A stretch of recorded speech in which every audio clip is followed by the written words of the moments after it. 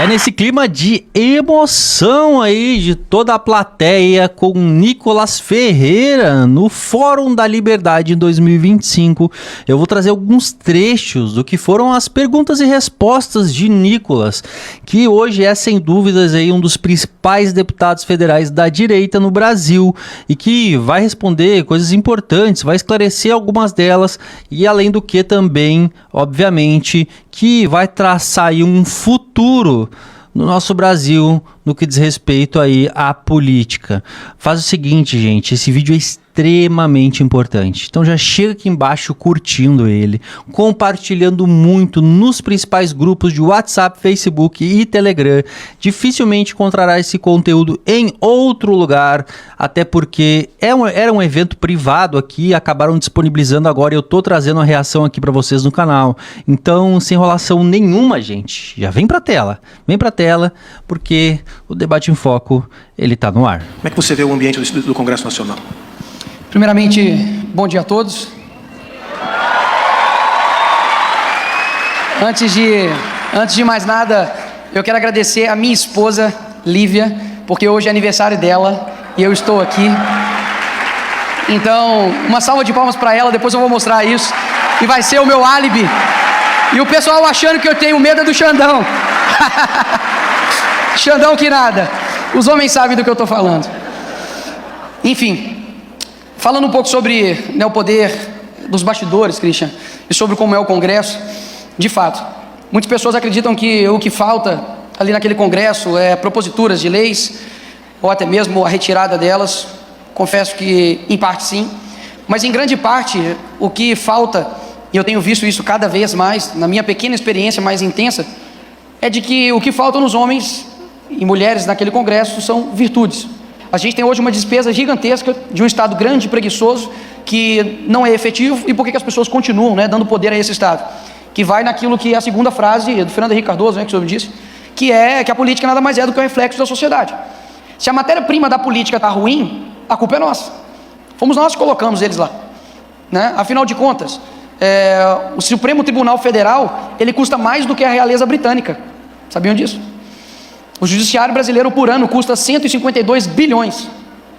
A COP, um evento para poder debater sobre meio ambiente, está literalmente desmatando a floresta amazônica em Belém para construir uma estrada para poder chegar no evento para falar de meio ambiente. Foram 500 milhões sem licitação para poder fazer isso. E quase 2 bilhões aí de reais seus de pagador de impostos. Qualquer sociedade normal, que tem um aprofundamento cultural, histórico, olha para isso e fala, absurdo, não podemos tolerar isso. Mas como nós já chegamos num ponto tão alto de conformismo, que o anormal ficou normal. É normal, por exemplo, ministros do STF interferir no Congresso Nacional. Não estou falando interferência do tipo, olha, ele deu uma opinião ali, atemporal, não. É literalmente pegar o celular e falar, faça isso. É literalmente falar, se você não fizer isso, vai ter retaliação disso. Em um país normal, um ministro da Suprema Corte que diz, se não fosse por nós, o presidente Lula não estaria onde ele está hoje na presidência. As pessoas iriam falar, epa, parou, isso daí está ferindo a nossa Constituição, está ferindo a nossa liberdade, porque afinal de contas você está ferindo a sua competência e portanto você está ferindo a mim. Em um país normal, onde as pessoas têm um senso de cidadania, de honestidade, de senso de proporções e virtudes, um juiz da Suprema Corte que fala logo após uma derrota, que derrotamos o bolsonarismo, isso seria um escândalo, não somente para os cidadãos votantes, mas para todos os envolvidos em uma eleição democrática, como jornalistas, como juízes, como a OAB, como as instituições. E por que eu falo isso?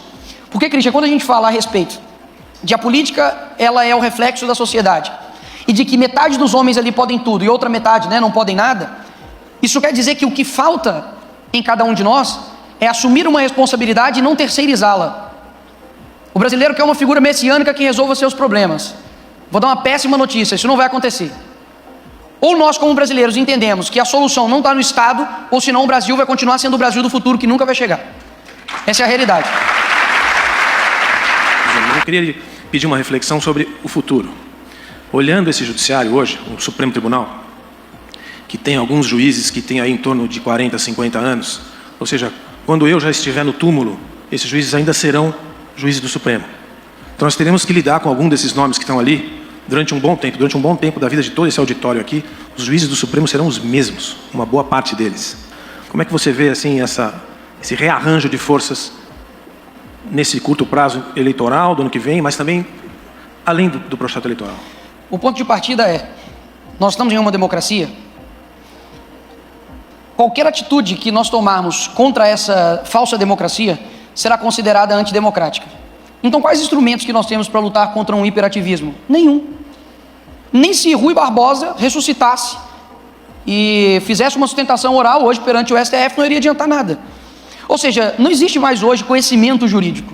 Existe relacionamento jurídico. Se você é amigo do rei, tudo bem. Se não, você se lascou. Prova disso?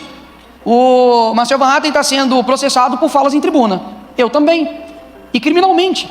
Nós podemos ser presos por opinião. Assim como hoje. Tem um deputado, Daniel Silveira, que está preso. Você não precisa concordar com ele. Você não precisa ser bolsonarista. Você não precisa gostar dele. Você não precisa de nada.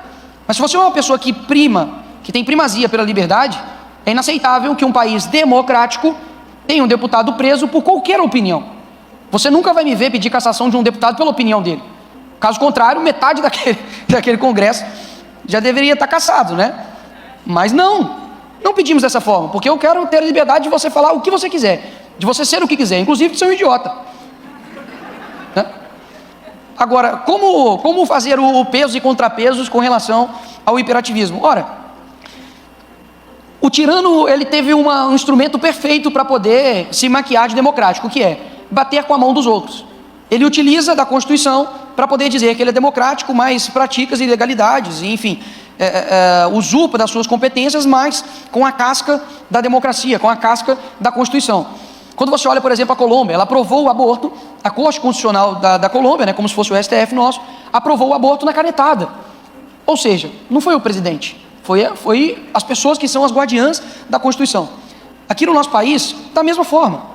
Então, como você quebra uma mentira? É com a verdade. Só que pior do que a mentira é uma falsa verdade. Então, eles juram de pé que eles estão defendendo a democracia. Quando, por exemplo, eles estão condenando pessoas a 14 anos, porque, enfim, picharam uma estátua, e o Sérgio Cabral, condenado a 400 anos de cadeia, está solto fazendo vídeo na sacada do prédio dele, e vai ser candidato, não tenho dúvidas, e vai ser eleito.